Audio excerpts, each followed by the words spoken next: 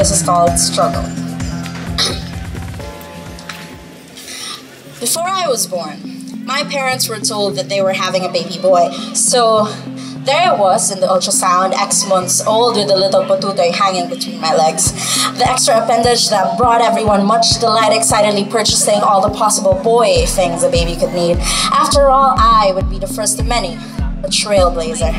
Imagine the surprise on everyone's face when the doctor announced, "It's a girl!" Turns out, it could have just been me giving the doctor the finger for identifying me before I could identify myself.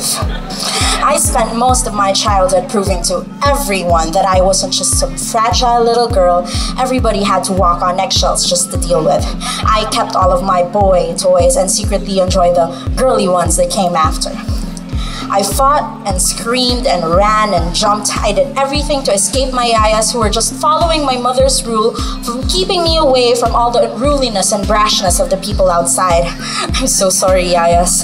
I played sports with the best of them, got into fist fights, went home with bruises and bloody noses. I pushed myself to the limit and have all of the scars to prove it. I worked hard to prove that I wasn't just some fragile little girl everybody had to walk on eggshells just to deal with. For a while, people treated me normally. I felt like I belonged. I felt like I was acceptable to everyone. And then came puberty. Fucking puberty.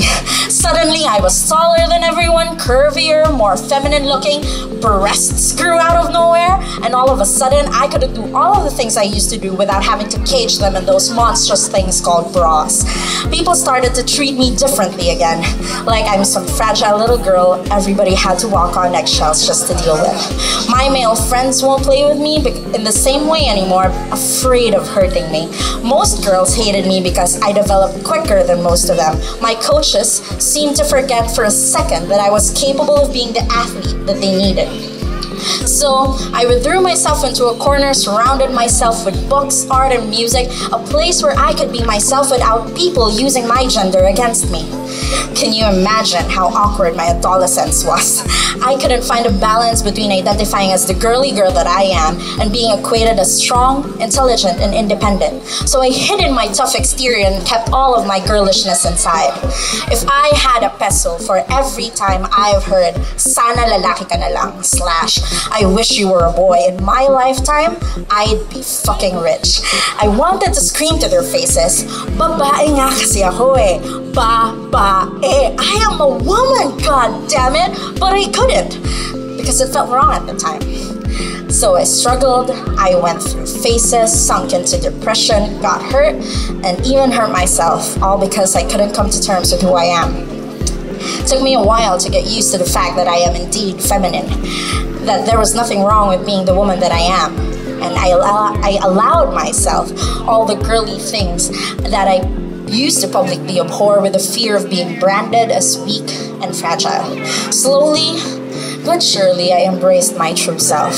I am one who wears sundresses often, likes flower crowns, Lisa Franken, hello kitty.